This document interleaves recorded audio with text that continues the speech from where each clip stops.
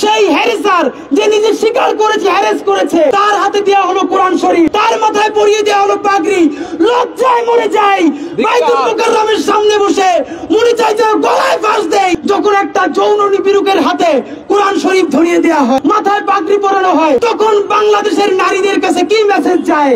যে নিপীড়ন করে, ধর্ষণ করে, হ্যারেস করে, সেইগুলো করলেই বুঝি কোরআন শরীফ উপহার পাওয়া যায়। আপনারা জানেন ইনকিলাব মঞ্চ বাংলাদেশে সেই শাহবাগিতা, যেই শাহবাগিতা মানে বিচার মানি না ফাঁসি চাই, যেই শাহবাগিতা মানে ফ্যাসিবাদের উত্থান, সেই কোন শাহবাগীও যদি ধর্ষণের শিকার হয়, ইনকিলাব মঞ্চ আপামর ছাত্র জনতাকে সাথে নিয়ে সবার আগে তার বিচার চাইবে ইনশাআল্লাহ।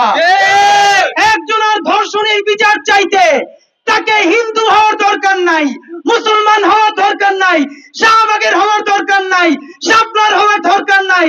সে মাজলুম হয়েছে, তাকে ধর্ষণ করা হয়েছে, সুতরাং তাকে যদি কোনো মাদ্রাসার মুহতামিম ধর্ষণ করে, সেই বদমাইশ মুহতামিমের জিভ ছিঁড়ে ফেলতে হবে ইনশাআল্লাহ।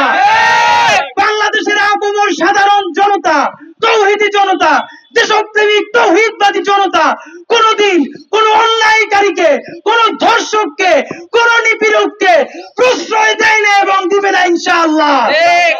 ভাইরা আমার, আজকে যে আসিয়াকে নিয়ে কথা হচ্ছে, আমার সন্তান হয়েছে, এই সন্তানের পরে বুঝতে পারি আপনারা বোঝেন 8 বছরের একটা শিশু যাকে ধর্ষণ করার মতো অর্গান তার তৈরি করা হয় নাই, তাকে ব্লেড দিয়ে কেটে 5 ইঞ্চি ছিদ্র করা হয়েছে, তাকে ধর্ষণ করার জন্য চক্ষু বন্ধ করলে মনে হয় আমি চাইলিয়ে তো যেন ছাড়িয়ে গেছে।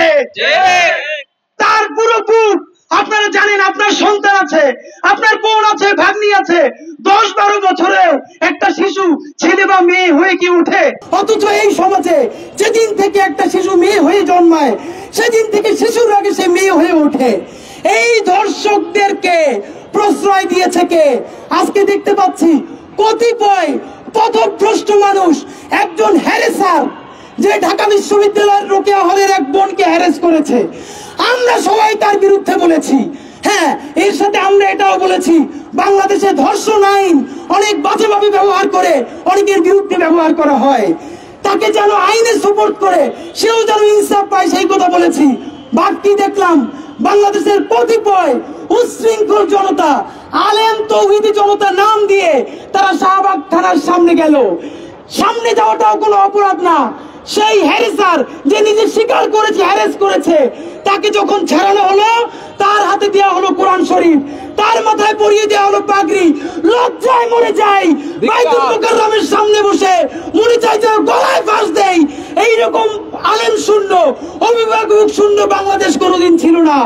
আপনারা জানেন যখন একটা যৌন নিপীড়কের হাতে কোরআন শরীফ ধরিয়ে দেওয়া হয়, মাথায় পাগড়ি পরানো হয়, তার সাথে আলেম চেহারার লোকেরা দাঁড়ায়, তখন বাংলাদেশের নারীদের কাছে কি মেসেজ যায়? যে নিপীড়ন করে, ধর্ষণ করে, হ্যারেস করে, সেইগুলো করলেই বুঝি কোরআন শরীফ উপহার পাওয়া যায়, সেইগুলো করলেই বুঝি পাগড়ি মাথায় পাওয়া যায়। আমরা তীব্র নিন্দা জানাই। এই কাজগুলো করেছে তাদের সাথে বাংলাদেশের মূলধারার কোন আলেমদের কোনো সম্পর্ক নাই। তৌহিদপন্থী দেশপ্রেমিক ছাত্র জনতা, তৌহিদ জনতার সাথে কোনো তাদের সম্পর্ক নাই। একটা কথা আপনাদেরকে বলে দেই, যেমনি এতদিন বলেছি শাহবাগ কারো বাপের জায়গা না। আমাদের নবাবেরা যাদের মুসলিম পরিচয় নিয়ে কোনো হীনমন্যতা ছিল না, এই জমিন তাদের, শাহবাগকে আমরা কাউরে বরকা দেই নাই। একইভাবে তৌহিদি জনতা হলাম আমরা, কারা? বাংলাদেশের সেই 90% মুসলমান যারা বাংলাদেশে হিন্দু, মুসলিম, বৌদ্ধ, খ্রিস্টান সবাইকে সবার নিরাপত্তার জন্য নিজের বুককে ঢাল বানিয়ে দেয়। তাই তৌহিদি জনতাও আমরা কোন পথভ্রষ্ট উচ্ছৃঙ্খল মানুষের কাছে এই শব্দ বর্গা দেই নাই। তৌহিদি জনতা হলো বাংলাদেশের দেশপ্রেমিক আপামর জনসাধারণ। আজকে যারা এখানে আছে, আপনাদের কাছে সংক্ষেপে বলতে চাই, সেই তনুর কথা বিচার চাওয়া যাবে না। শুধু আসিয়াই কি একা?